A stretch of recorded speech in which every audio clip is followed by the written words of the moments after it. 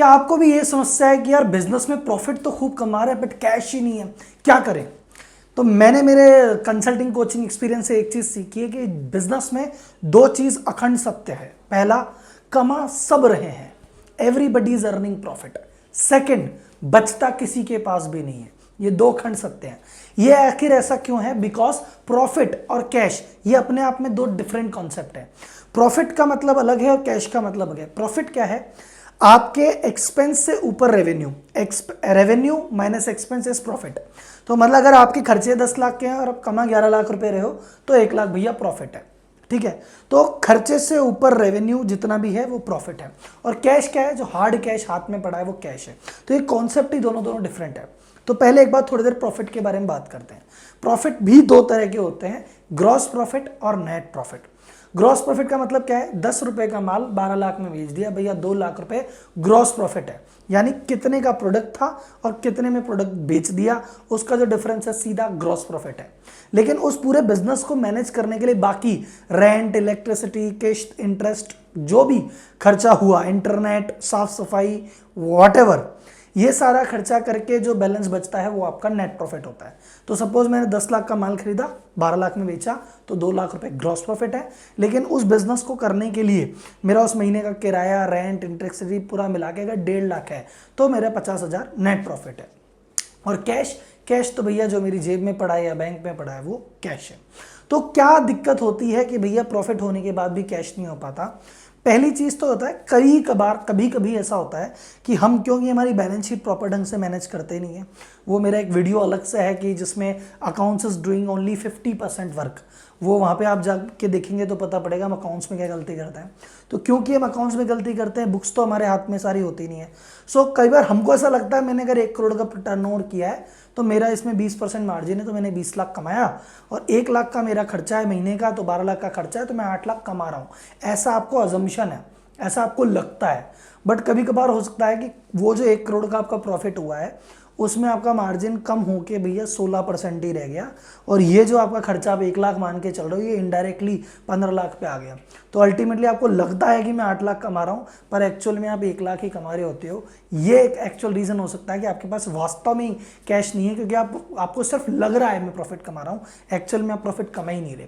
वो 4-5 साल के बाद इकट्ठा हो गए, 5 साल बाद पता पड़ेगा कि यार यहाँ पे तो नुकसान इतने टाइम से हो रहा था, मैंने तो ध्यान ही नहीं दिया, इसलिए कैश कम नहीं रहता ये। लेकिन ऐसा होता है मेरे हिसाब से 100 में से 20 बिजनेस के साथ। 80 बिजनेसमैन रियली प्रॉफिट कमा रहे हैं, उनके 1 करोड़ के टर्नओवर पे 20 लाख मार्जिन आ भी रहा है, 12 लाख का खर्चा है, 8 लाख कमा भी रहे हैं, फिर भी उनके पास क्यों पैसे नहीं है?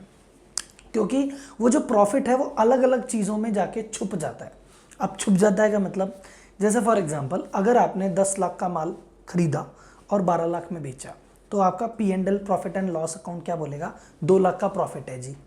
लेकिन वो जो 10 का माल खरीदा और 12 में बेचा, वहां से पैसा ही अभी 8 लाख रुपए आया है।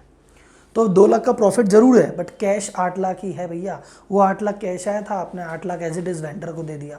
तो अभी तो भैया बुक बोलेगी 2 लाख का प्रॉफिट है, बट कैश में तो भैया आपको भी 4 लाख रुपए चाहिए। और अगर सामने वाले ने पैसे नहीं दिए तो आपके लिए वो लॉस हो गया। लेकिन P&L में वो लॉस नहीं होगा, वो आपके हाथ में लिक्विडिटी क्राइसिस है, पैसे आज नहीं कल आ जाएंगे, बट आज पैसे चाहिए, उसका क्या करें? तो कभी कभार हमारा जो प्रॉफिट है वो डेटर्स में अटका रहता है, कभी कभार हमारा प्रॉफिट स्टॉक में अटकता है। यानी आपने बिजनेस चालू किया था जब 10 लाख का माल था, अब 12 लाख का माल है, तो वो जो 2 लाख का प्रॉफिट था वो वहां पे जाके छुप गया। या 2 लाख का प्रॉफिट कहां पे जाके छुप गया कि मेरे जो बिजनेस चालू किया था तो 8 लाख मार्केट में मांगते थे, मैंने 2 लाख उनको चुका दिए, तो वो सिर्फ 6 लाख ही है, तो 2 लाख का प्रॉफिट वहां चला गया। तो आपका जो 2 लाख कमाया वो अपनी जगह है, पर वो गया कहाँ?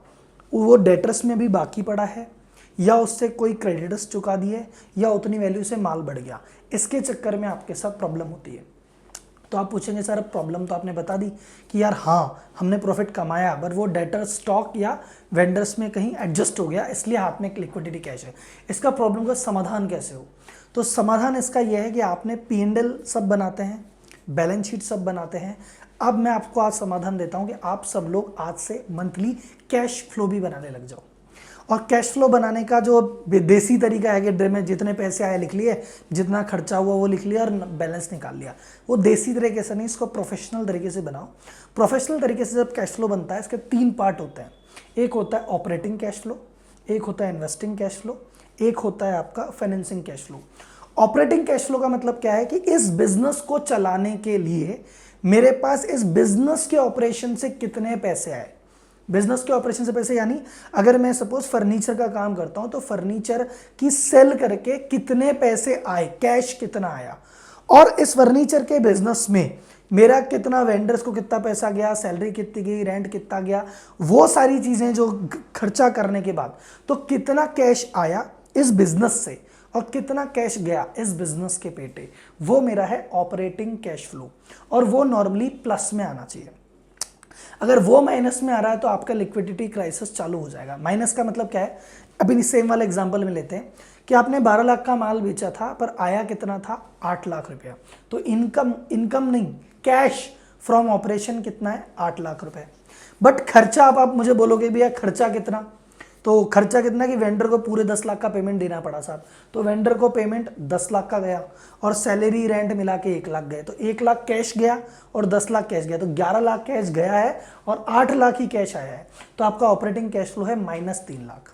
तो आपकी लिक्विडिटी यहां से चालू होगी। सर आप बोलोगे लेकिन सर मेरा तो खर्चा टाइम से निकल जाता है, फिर मेरा पैसा कहां से आता है?